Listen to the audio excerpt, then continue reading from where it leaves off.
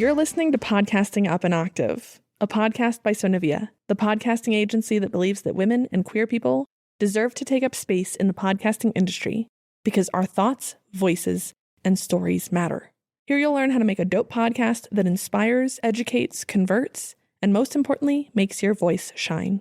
I'm your host, Rue Spence, and I'm here to take podcasting up an octave. Let's get into it.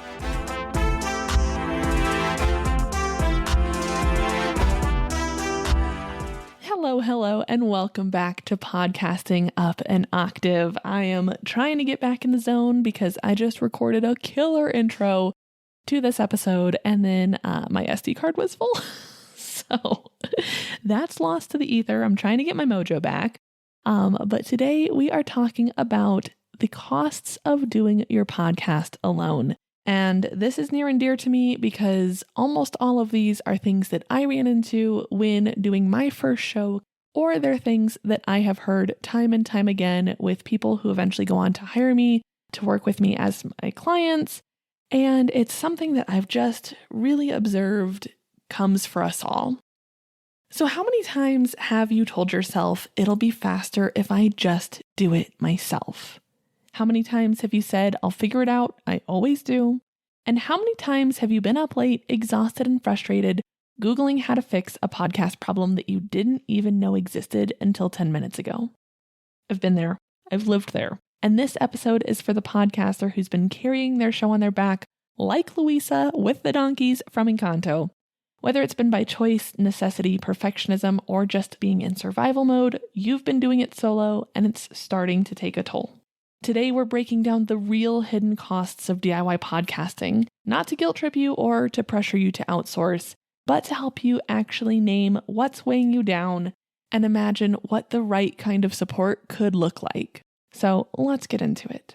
Why do so many of us end up doing our podcast alone in the first place? Maybe your budget's tight. Maybe, like me, you're a little Virgo type A and your standards are high. Maybe you've been burned by flaky contractors or tech that has overpromised and underdelivered. Or maybe you're, like I said, type A and it feels easier to keep everything within your control. There's no shame in any of this, and TBH, these are all pain points that my clients have talked to me about during discovery calls. And podcasting can absolutely start as a solo project, and for some people, it will always be a solo project. But for a lot of us, at some point, the scale tips and it starts to cost you more than it gives you. And this can be for a lot of different reasons. This can be because your show has grown and you have new things that you didn't know you were going to be worried about, like merch or navigating advertisements. Or maybe because your podcast is part of your business, it has caused your business to blow up, and the time that you were spending editing and doing whatever with your podcast now needs to go to your business itself. So the real cost of doing it all, let's name that. You are spending time. This is the most precious and most finite resource that any of us have. You're spending hours every week doing work that isn't in your zone of genius, doesn't light you up, doesn't set you on fire. You're spending joy. You used to love podcasting, but now it just feels like a chore because it's such a big part of your to-do list. Creative burnout. Your best ideas are getting buried under a mountain of editing and admin or production tasks. Stalled growth. You can't see the forest through the trees because you can't focus on strategy and visibility because you're so stuck in the weeds of actually producing your show. And missed opportunities. You are too overwhelmed to pitch yourself, to monetize, or try something new because of how buried you feel. And here's the kicker. A lot of us normalize all of these things because we think that this is just how it's supposed to feel. Well, you signed up for this, here you go. But it's not, and it doesn't have to be. There's also the mental load that we don't talk about enough in this industry. If you're feeling like your podcast is constantly taking up your mental space, and not just the recording and editing, but remembering deadlines, thinking ahead, doubting your messaging, trying to do strategy, scheduling, guest management, social media, copywriting, blah, blah, blah, blah, blah, on top of everything else that you do in your business or life, and just hoping that you're doing it right.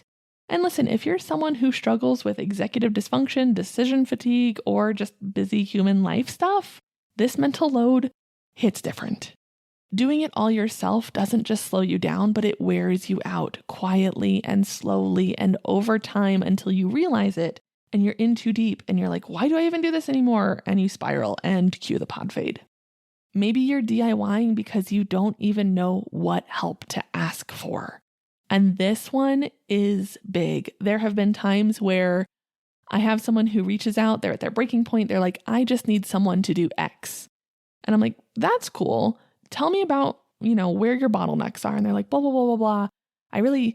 I'm struggling so hard with doing Y. And if I had someone to do X, I could do Y. And I'm like, that's cool. Do you hate doing X?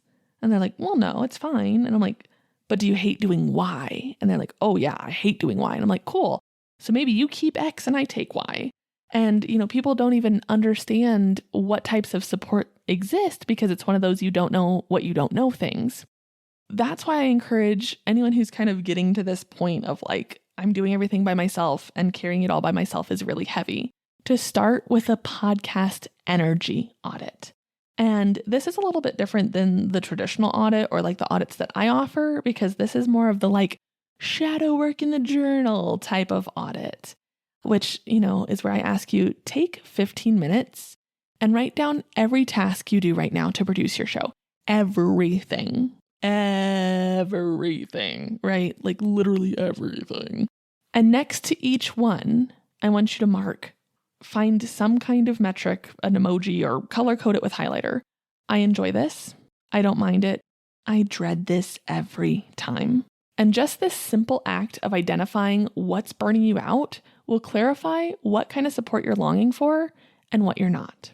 And the ways that you navigate that will look different, but here are some options.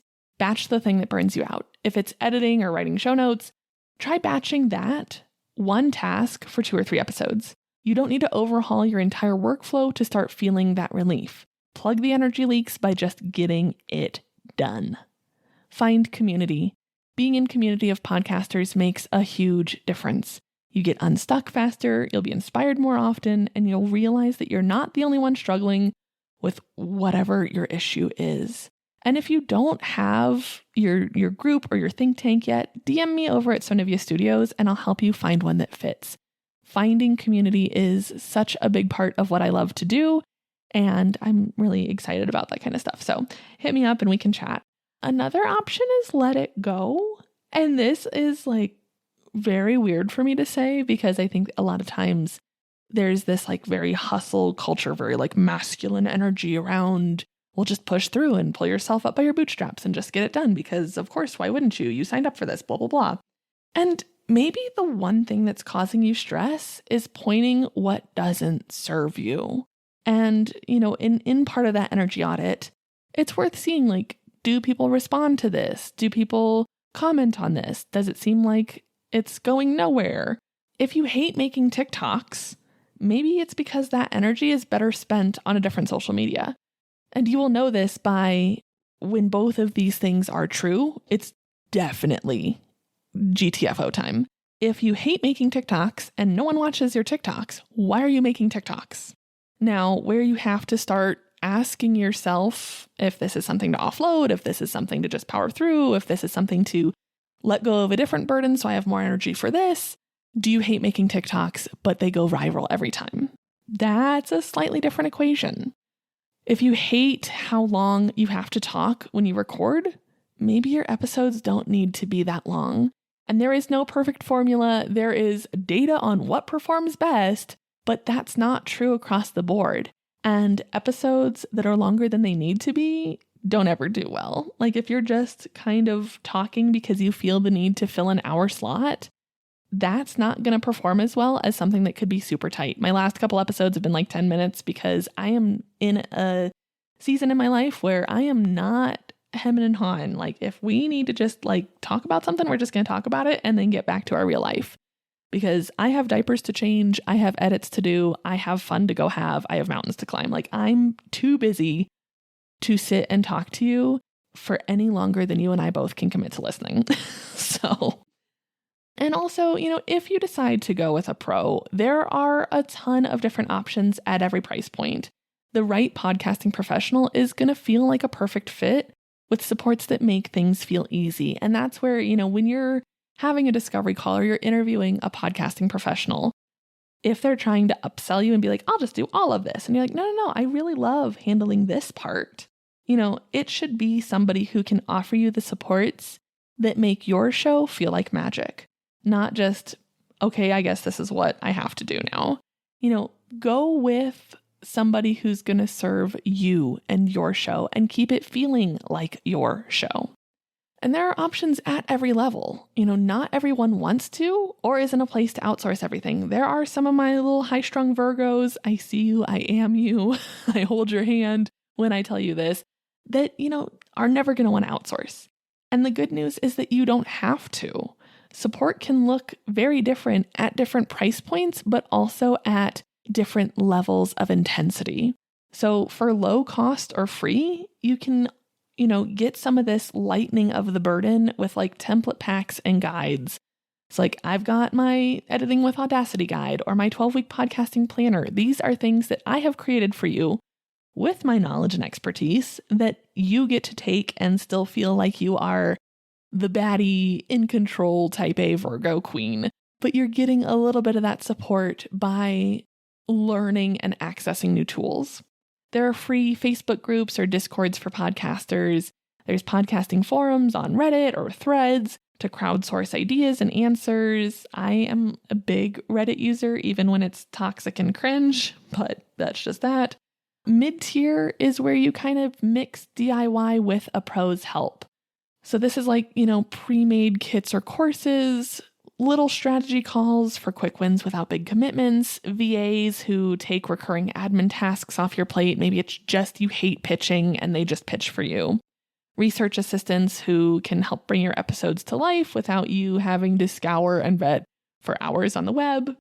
But then there are also the high touch and often high cost supports. And this is like hiring a podcast manager who you sit down to record and they do everything else, or editing and post-production teams, or full service concierge level supports, which are, for the content creators who really want to say they create a podcast and don't want to know what any of the back end is. So those can all look a little bit different in how they function, but they serve a very similar goal of I don't want to be in the weeds in the back end. The truth is, there is no right way to build your support system. There's only your way, and anyone who encourages you to do it a certain way because that's how it's supposed to be done is for sure trying to sell you something. And not only what they're trying to sell you is probably their services, but what they're also trying to sell you, and what's a little bit more sneaky, is that they are trying to sell you, quote unquote, the right way to do it. And I just want to impress upon you that there is no right way. The right way is what feels good to you. So if today's episode gives you clarity, if your energy audit gives you clarity on what you don't want to do anymore, honor that. That is the start of your next step. If you're listening to this episode and you're thinking oh my God, I think she's talking about me, I want to let you know that I do have my Day of Voxer service, and this is 24 hours of voice and text access to me. That's no calls at a certain time, no pressure, no worries about your kid or mine, keeping it together while you're on a Zoom call, just the space to unpack your podcast bottlenecks, think on things, do a little journaling, come back, ask new questions, brainstorm your next steps, and finally feel like you've got this on lock. You don't need to know exactly what you need help with. You just have to know that you're ready to stop doing it all alone. You can find the link in the show notes or DM me at Sonivia Studios if you have some questions and want to talk it out first. Please, please, please remember that you do not have to earn rest. You do not have to do everything alone to prove that you are a, quote, serious podcaster. And you're not behind just because you're tired. Your voice matters, and the steps that you take to keep it resonating matter as well. Thank you for being here. Thank you for listening. And thank you for helping me take podcasting up an octave.